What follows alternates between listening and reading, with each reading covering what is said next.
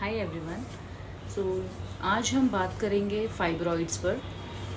Basically fibroids होते क्या हैं, ये क्यों होते हैं, इस पे आपका सिम्टम्स क्या होते हैं और इसके लिए हम क्या ट्रीटमेंट ले सकते हैं, ये मैं आपको इस वीडियो में बताऊंगी। बेसिकली जब ये फाइब्रॉइड्स होते हैं तो इसका सिम्टम्स ऐसा होता है कि आपको पीरियड्स में बहुत हैवी ब्लीडिंग होती है और जो क्रैम्स होते हैं जो हमारे नॉर्मल पीरियड्स में हमको आते हैं, तो ये काफ़ी ज़्यादा क्रैम्स आपको आते हैं और ब्लीडिंग विथ क्लॉट्स होती है।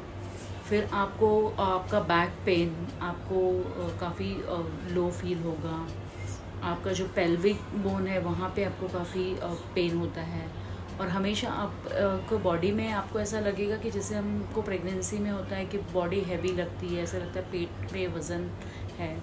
और काफ़ी बार आपको प्रेशर फील होता है, लेकिन आपको ऐसा लगता है कि जैसे कि पेट में बहुत ज़्यादा वज़न हो रहा है। इसका जनरली ये जो फाइब्रॉइड्स है, ये ऐसा कहा जाता है कि ये 30 से लेके 50 साल की फ़ीमेल्स में ज़्यादा पाया जाता है और इसका कोई ऐसा स्पेसिफिक रीज़न नहीं है। बट मेन ये माना जाता है कि अगर आप ओवरवेट हो, आपका बीएमआई बहुत ज़्यादा है, या अगर आपके हेरिडिटरी है, मे बी आपके सिस्टर को, आपके मदर को या आपके ग्रैंड मदर को अगर ये है, और स्पेशली कहा जाता है कि लाइफस्टाइल इसके लिए बहुत इम्पॉर्टेंट होता है। और रही बात ट्रीटमेंट की, तो इनिशियली ये जो फाइब्रॉइड्स होता है इसके लिए जो डॉक्टर है वो हार्मोनल ट्रीटमेंट करते हैं, जैसे कि कॉन्ट्रासेप्टिव पिल्स दी जाती है। फिर उसके बाद में आपको इंजेक्शंस होते हैं, जो अगर आप एक इंजेक्शन लेते हो तो वो आपको एटलीस्ट 3 से 4 साइकिल हेल्प करती है। बट वो इंजेक्शंस आप ज़्यादा नहीं ले सकते, बिकॉज़ वो इंजेक्शन से आपके बॉडी का कैल्शियम डिक्रीज़ होने लगता है। और फिर उसके बाद में अगर डिपेंड करता है कि आपके फाइब्रॉइड्स का साइज़ क्या है, तो अगर ये 10 सेंटीमीटर या इससे ज़्यादा है तो वो बहुत ही ज़्यादा माना जाता है और इसको तुरंत इलाज की ज़रूरत होती है।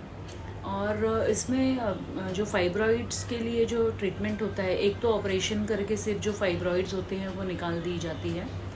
बट इसका मतलब ये नहीं है कि फाइब्रॉइड्स ख़त्म हो गया, ये रीअकरिंग होता है। मतलब ये कंटिन्यू मे बी कुछ सालों के बाद में उसी जगह पर या आजू बाजू की जगह पर ये फिर से होना शुरू होता है।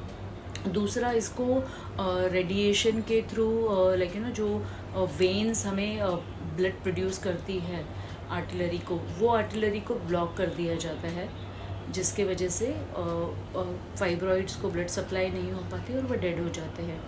बट अगेन जितने हैं एग्जिस्टिंग है उनको ही ये होता है, बट देर आर चांसेस कि ये और बढ़ते जाते हैं टाइम के साथ में, तो वहाँ पर भी ये कारगर नहीं होगा। कुछ साल के लिए आपको ये ट्रीटमेंट हेल्प कर सकती है, बट लॉन्ग टर्म के लिए ये नहीं होता है।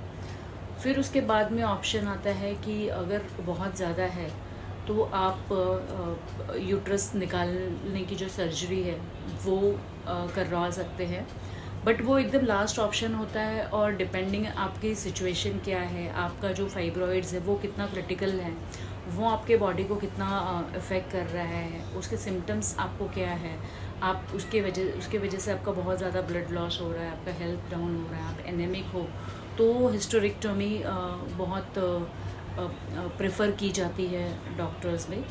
आगे के वीडियो में हम बाकी की बातें शेयर करेंगे। Thank you.